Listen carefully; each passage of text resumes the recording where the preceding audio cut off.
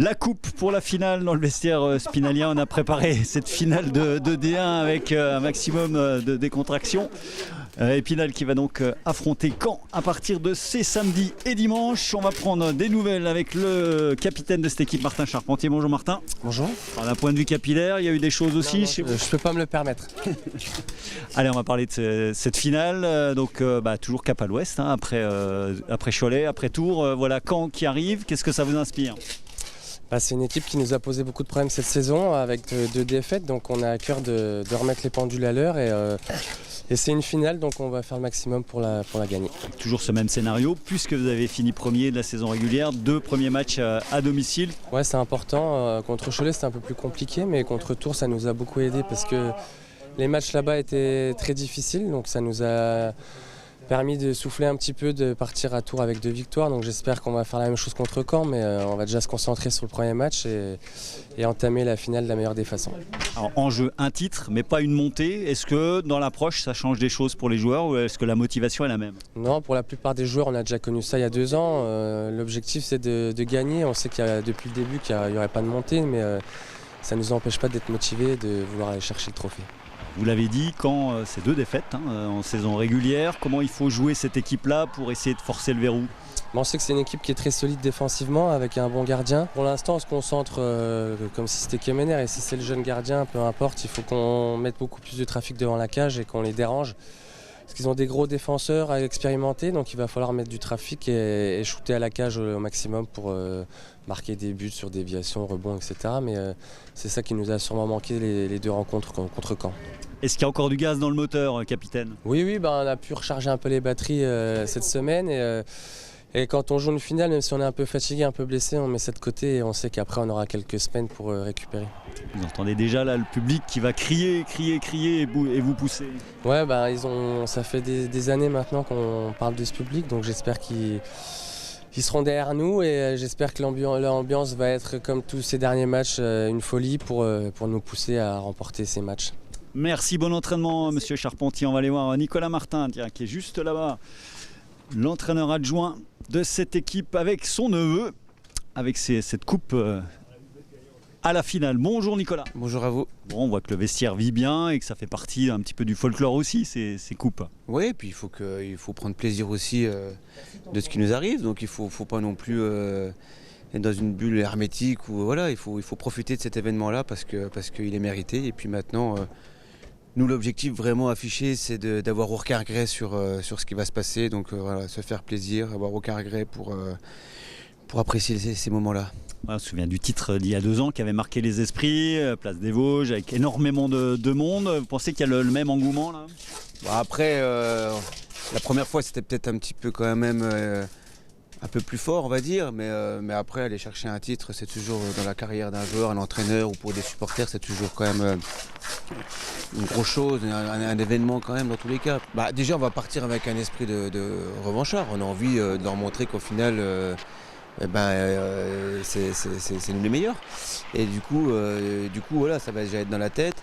Après, c'est une équipe qui défend très bien. Voilà, on la connaît parce que voilà, ils ont un gros gardien. On verra s'il est là ou il n'est pas là, peu importe. Mais nous, voilà, il faut qu'on fasse parler un petit peu nos artilleurs offensivement. Là, il faut qu'ils essayent un petit peu de trouver le chemin des filets. Je pense que maintenant, on retrouve les 2 équipes, entre guillemets, les meilleures du championnat, qui ont un peu les mêmes arguments à faire valoir. Peut-être nous, offensivement, un peu plus de qualité. Et puis eux, défensivement, peut-être un peu plus solides. Donc voilà, ça va être une belle partie. 2 absents notoires, donc Sarkovnik dont la saison est terminée et puis Alex qui est toujours dans ce protocole commotion. Oui, tout à fait. Sarkovnik, c'est même dommage parce que voilà, il était à Caen avant de venir sur Épinal, donc quand c'est comme ça, il a toujours une envie, une saveur particulière de jouer contre son ancienne équipe. Et puis défensivement, il est vraiment c'est quelqu'un de posé qui nous fait du bien. Là. C'est un genre de joueur qu'on ne voit pas beaucoup et justement c'est parce qu'il est bon qu'on ne le voit pas, parce qu'il ne fait pas d'erreur et puis qu'il est toujours là. Et puis concernant Alex Lubin, oui, après c'est les aléas d'une commotion comme peut l'être pour Bonvalo.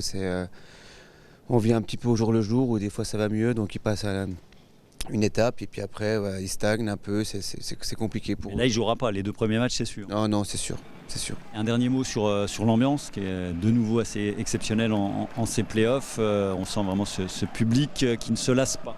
Non, après c'est même dommage de refuser autant de monde quand je vois l'engouement qu'il y a, les personnes sur liste d'attente pour... Plus de 2000. Hein. Ouais, c'est ça, et donc c'est frustrant, nous voilà, donc il y a vraiment quelque chose quand même à Épinal avec le hockey, mais moi j'en suis le premier hyper fier d'être spinalien et d'avoir un public comme ça, c'est magique.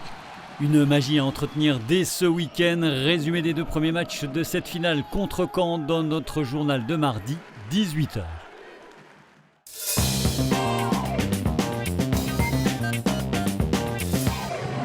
Dans le reste de l'actualité sportive, du football tout d'abord en National 3. Après son match nul à Raon-l'Étape sur ces images le week-end dernier, nouveau duel face à un concurrent direct pour le maintien ce samedi pour l'ES Taon, 11e et premier relégable qui reçoit Belfort, 10e à 2 points devant. Un succès permettrait donc aux Taonais de quitter enfin la zone rouge. Coup d'envoi samedi à 17h au stade Armand-Léderlin. Dans le même temps, l'US Raon-l'Étape, bon dernier à 10 points de la ligne de survie, tentera de ramener des points de son déplacement à Pontarlier, 4e pour préserver l'espoir du maintien. En National 2, enfin, le SAS devra l'emporter chez l'avant-dernier Villers-Houlgat pour se relancer après 3 défaites consécutives et surtout prendre le large sur la zone de relégation. En volleyball, match importantissime également ce samedi soir pour les Milan de l'EGVB, dernier de leur groupe de play-down d'élite, à 10 points du podium, synonyme de maintien à 4 journées du terme. Les Golbéo-Spinaliens accueillent Vincennes, autre relégable qui, comme les Vosgiens, n'a plus gagné depuis début février. Malheur aux vaincus, premier service à 19h au gymnase Viviani. En élite féminine, après avoir validé leur accession en Liga le week-end dernier, les Louves de Saint-Dié comptent bien terminer cette saison invaincus et viseront donc un 23e succès consécutif en championnat à Évreux.